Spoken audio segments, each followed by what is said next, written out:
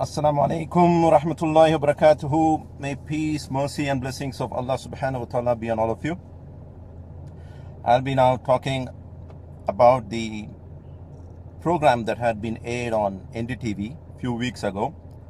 The program was conducted by Srinivasan Jain, a very well known personality in the field of media, in the Indian media.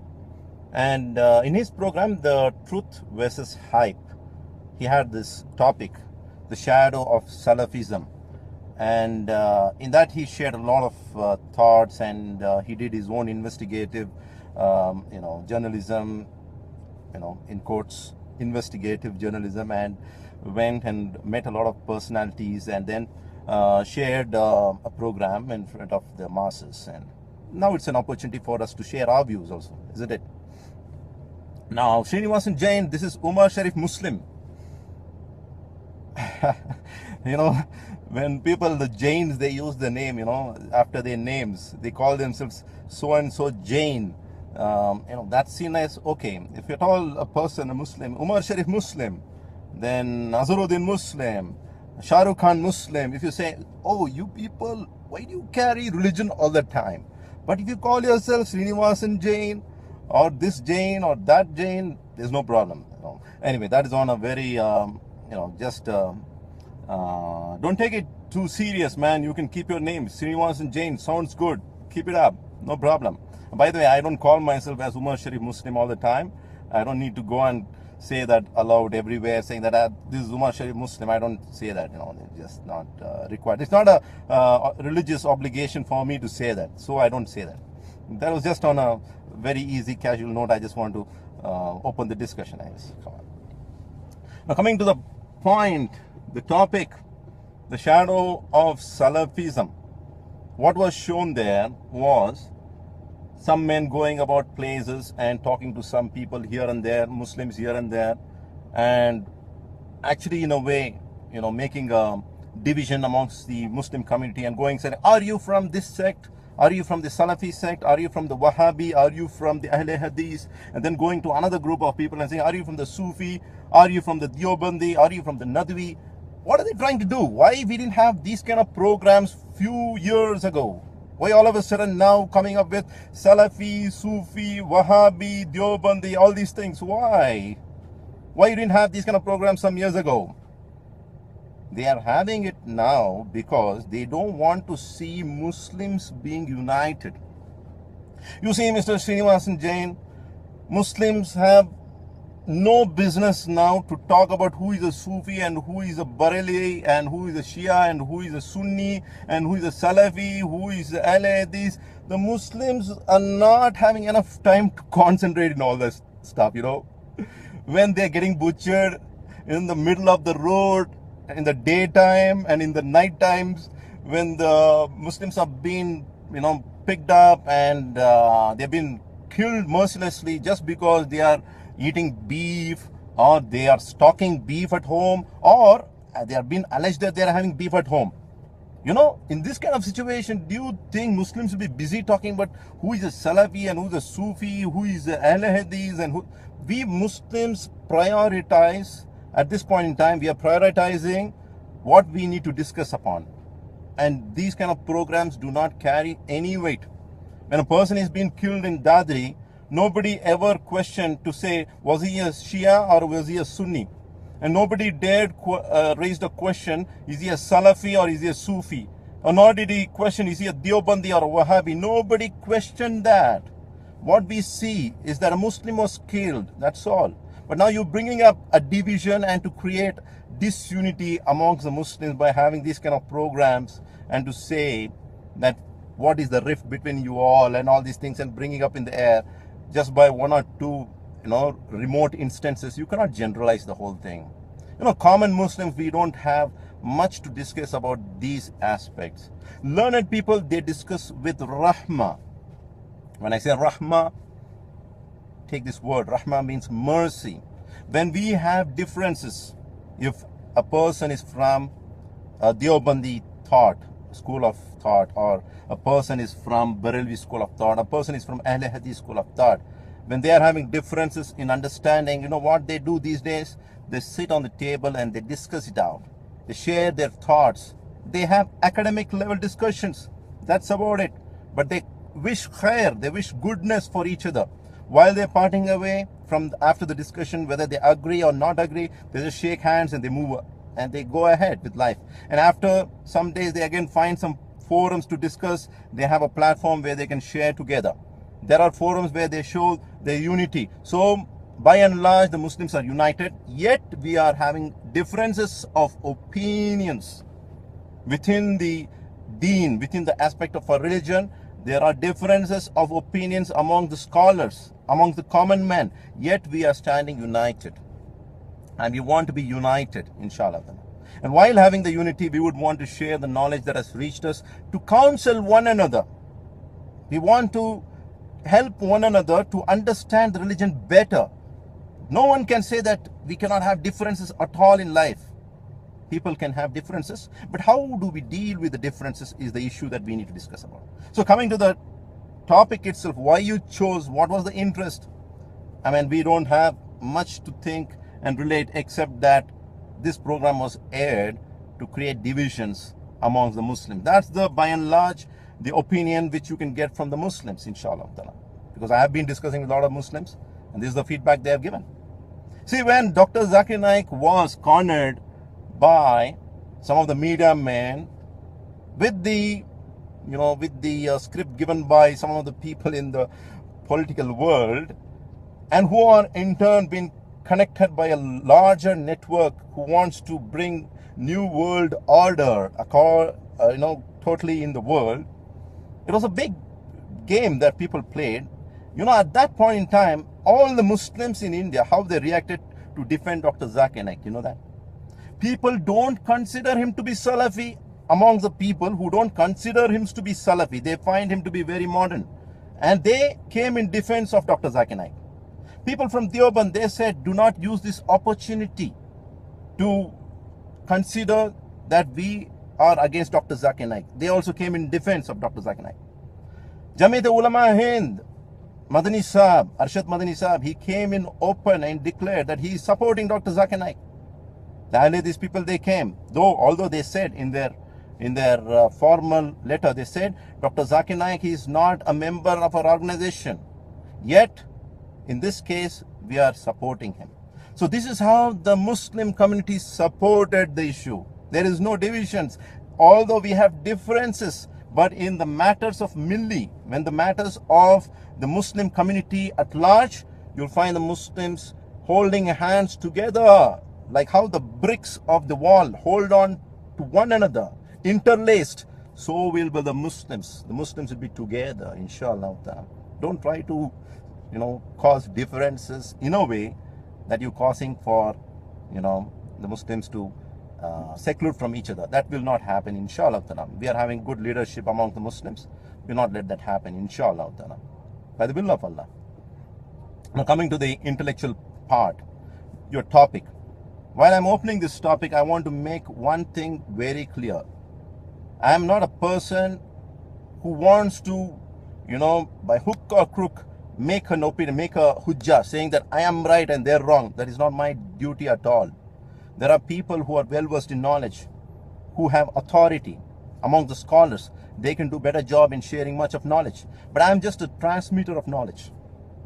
I'm just a person who's got some knowledge to share based on what I've learned from the scholars, based on what I've done a little bit of research. I'm sharing with you. Otherwise, I'm just a common man like you, a man like Srinivasan Jain, who's not a scholar, who's just a person who wants to share knowledge. I'm a media man, basically. You can say that. A bearded media man, you can say.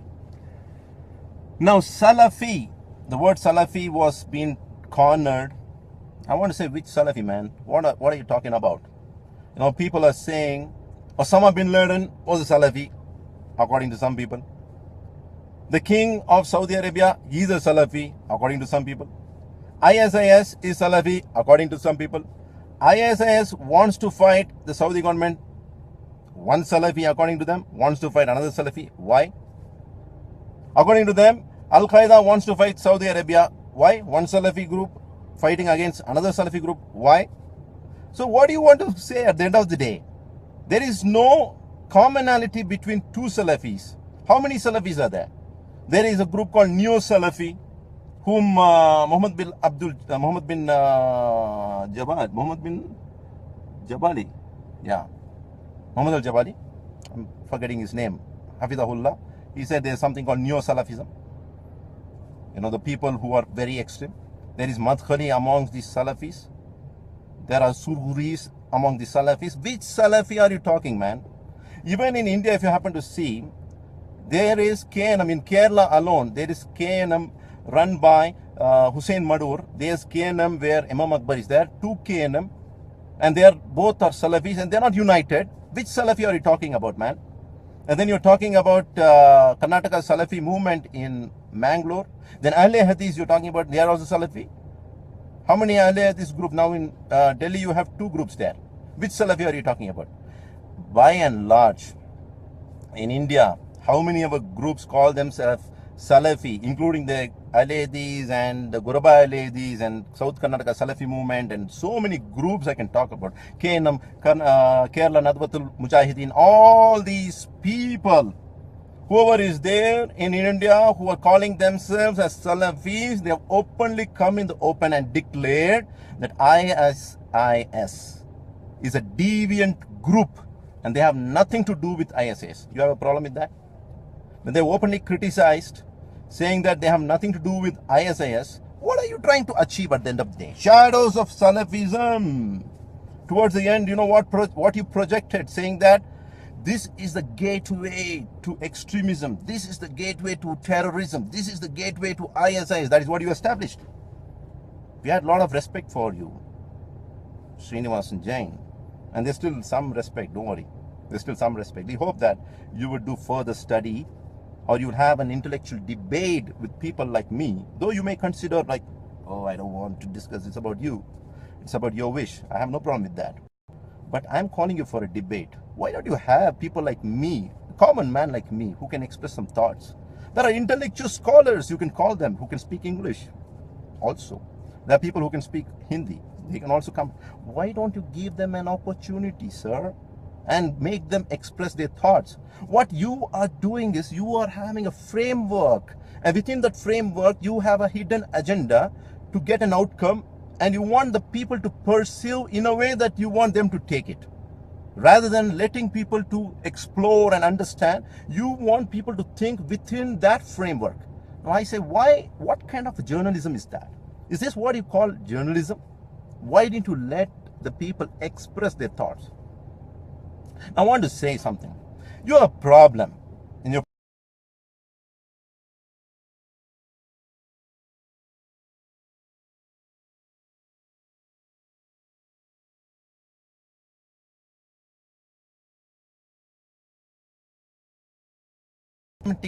crores at a span of around 10 years or 5 years. 160 crores. What is it, sir? What is it?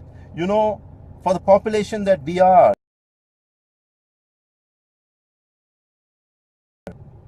Come on, think about it. Think about it. Just think. We are almost 20 crores or more than 20, according to people, according to their understanding. We are more than 20 crores in India. 160 crores. What is it for this 160 crores? What is it for this 20 crore people? In the field of education, how much of money is required? I'm running a school, by the way. I'm running a school, Al-Bashir International School in Bangalore. I'm promoting my school also.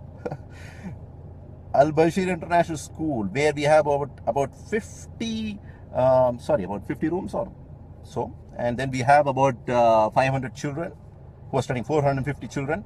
We have about 100 teachers and ulamas who are here. It's a modern school. And we alone have spent more than 6 to 7 crores for just 500 people. And if you just put this into, you know, the calculation, we need about 2 acres of land for every school that we operate. We need 2 acres of land. You know, in city, how much is it? 2 acres of land. Can you tell me? In Bangalore, if I have to start a school, 2 acres of land is more than 50 crores. So if I have to start 3 schools, That is 150 crores just for the land. And you are talking about 160 crores come to India in a span of about 5 to 10 years. And for the population that we are, HR committee report, we are the people who have the lowest level of literacy. You find uneducated people among the Muslim minorities in India. Now you must be feeling happy. The Saudi government is sending, or the Qatar is sending. You should feel very happy. Alhamdulillah, the people are getting educated. But on the contrary, you people are not happy with that. It's very sad. Why don't you fund, man? Why don't you make ways for these people to get some funding from here? But I challenge you. A lot of people in India, without getting funds from anywhere abroad, they are shelling money from their own pockets and they're running their institutions. Go and check it up. How many schools are there? The masjids in India, according to one report, 3 lakhs, more than 3 lakhs and more than 4 lakhs. You went to some 4 or 5 people, 4 or 5 people who are running the madaris. 4 lakhs masajids are being operating in India. Who is giving funds? They are spending their money. And you have a problem with people getting 160, 70 crores at a span of 5 to 10 years. You have a problem with that? Go and check the ashrams. There are big personalities who are having 4,000 crores in their account. In account, by the way. Unofficially, they have more. In account, some Swamijis, they have 4,000 crores, 5,000 crores, 400.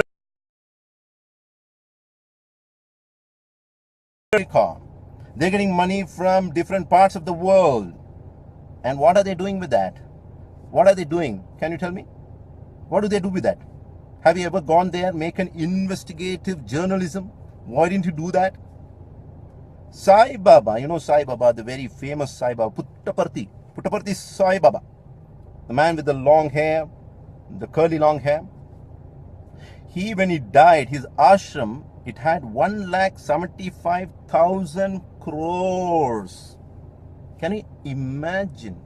1,75,000 crores. Why didn't you do your investigative journalism there? Go, even now there is time. More than 1 ton of gold was found there. Go there.